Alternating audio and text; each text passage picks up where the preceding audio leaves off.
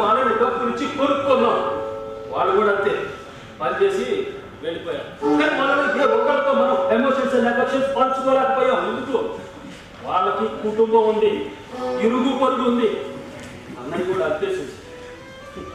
నాకు తెలుసు అన్నయ్యకి నాకన్నా నేను ఇచ్చే డబ్బు ఎక్కువ అవసరం ఉన్న సంగతి. కూలీలు పనిచేసి డబ్బు తీసుకొని ఎలా వెళ్ళిపోతారో అన్నయ్య కూడా అంతే. నేను ఇచ్చి డబ్బు తీసుకొని అన్నయ్య వెళ్ళిపోతాడు.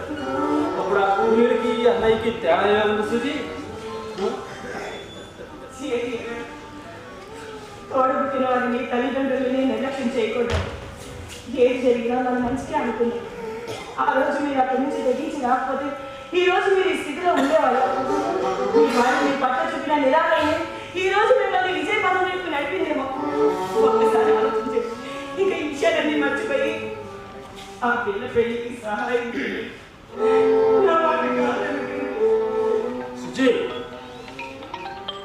మమ్మల్ని అవమానించిన వాళ్ళ మీద నీకైతే గౌరవాభిమానాలు ప్రేమాభిమానాలు ఎక్కువగా ఉండొచ్చు. కానీ నా దృష్టిలో అంతా మాత్రం ట్రాష్. సుజీ, జరిగిందంతా మర్చిపోయి నేను అన్నయ్యకి సాయం చేయను. చెయ్యలేదంటే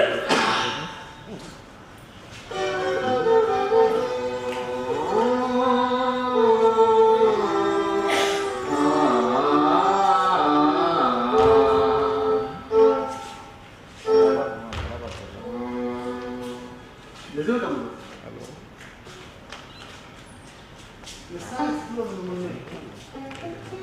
ఆ రోజు నాన్నకు భయపడి నేను సహాయం చేయలేదు.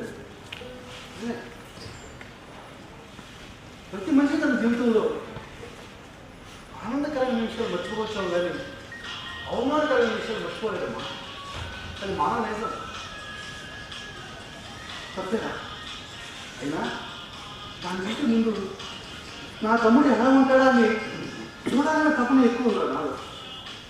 నేను ఎలా నా తమ్ముడు చూడాలనుకున్నాను, ఎలా నా తమ్ముడు ఉండాలనుకున్నాను, దానికి 100 రెట్లు గొప్పగా ఉన్నావురా.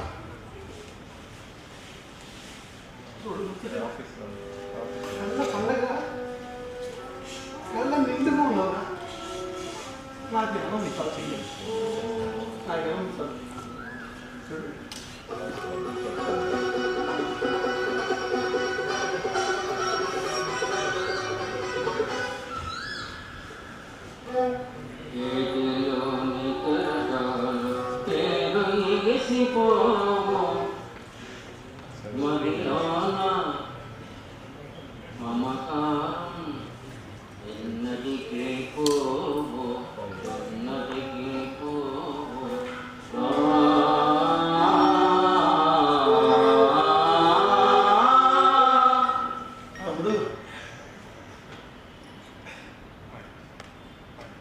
నువ్వు నాకేమీ ఓకేనా? ఎంతో ఇచ్చామని ఆనందంతో నేను ఇంటికి వెళ్ళిపోతున్నాను రా. కానీ నేను వస్తే మన ఏమి చేయలేకపోయానే. అదే పాదం వాటిలో పడుతున్నా. నువ్వు ఇలాగే ఉండాలి. నువ్వు ఇంత ఉందని ఉండాలిరా. ఉంటాను రా.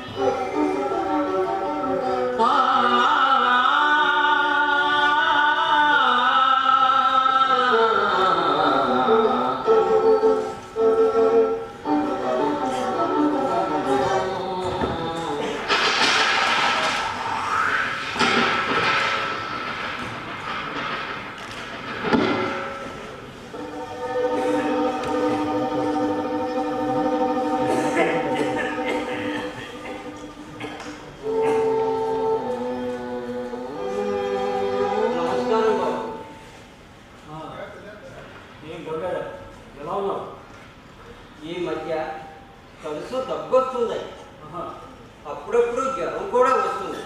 పొట్లో పొత్తిగా బాగొట్టం లేదు బాబు. అందుకని 2 రోజులు జ్వరం పెట్టి ఇంటి పట్టునే ఉంటుంది. ఇదిగో ఈ పూటే కొంచెం ఓపిక చెప్తాను.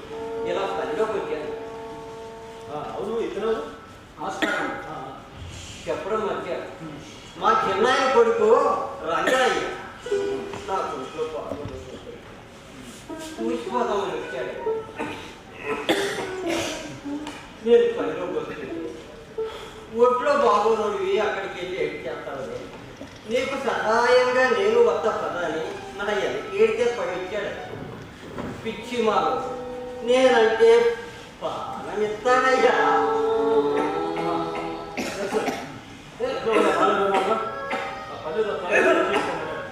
అట్లాగే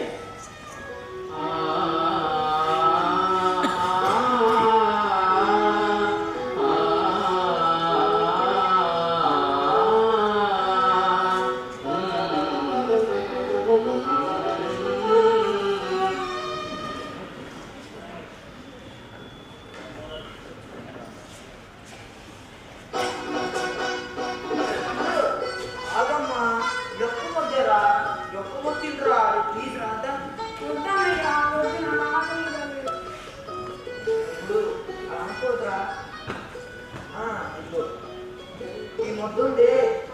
ఈ ముద్ద ఎవరి ముద్ద అనుకున్నావు? ఇది మన అమ్మ ముద్దరా.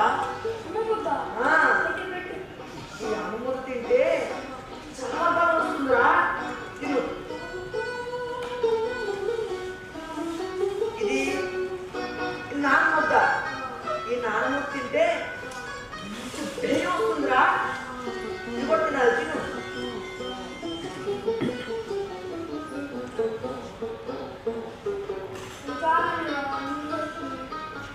తమ్ముడు అమ్మ ముద్ద నాన్న ముద్ద ఇద్దరు ముద్ద తిన్నావు కదరా. అమ్మ ముద్ద తిందిరా.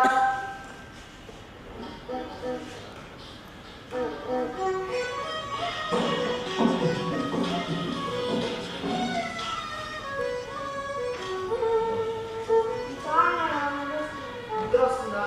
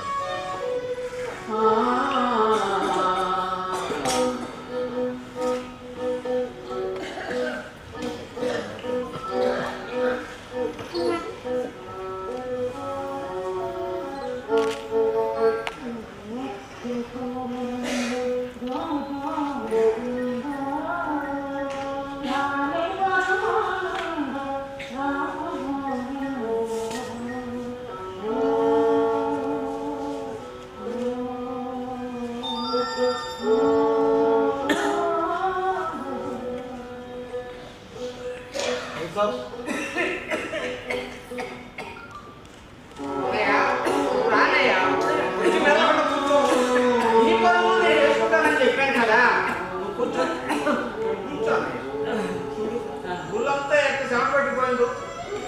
నేను ఏ పని చేయడం చెప్తున్నాను కదా. ఇంకా పనులు చేస్తాను. అన్నీ నేను తీసుకుంటానని చెప్పాను కదా.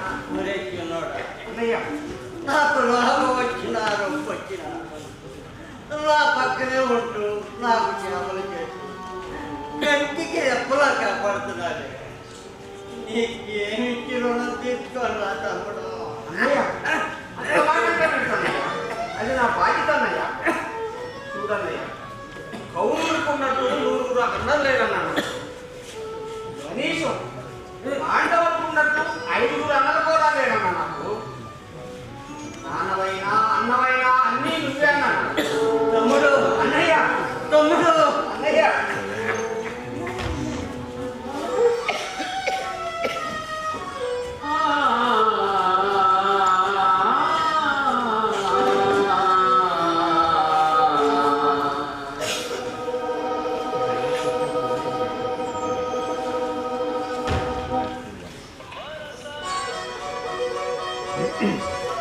ఎంతో చదువుకున్నాను, ఎన్నో దేశాలు తిరిగాను, ఎంతో డబ్బు సంపాదించాను. చదువు సత్య ఆస్తి ఏమాత్రం లేదు. ఈ నిరుపేదల మధ్య ఉన్న ఈ చిన్న సూత్రాన్ని అర్థం చేసుకోవడానికి నాకు ఇంత కాలం పట్టిందా? తప్పు చేశాను, చాలా తప్పు చేశాను. నేను చదివిన చదువు నాకు డబ్బులు సంపాదించి పెట్టింది, అంతస్తులు సంపాదించి పెట్టింది. కానీ అంతకన్నా విలువైన రక్త సంబంధాన్ని దూరం చేస్తుందని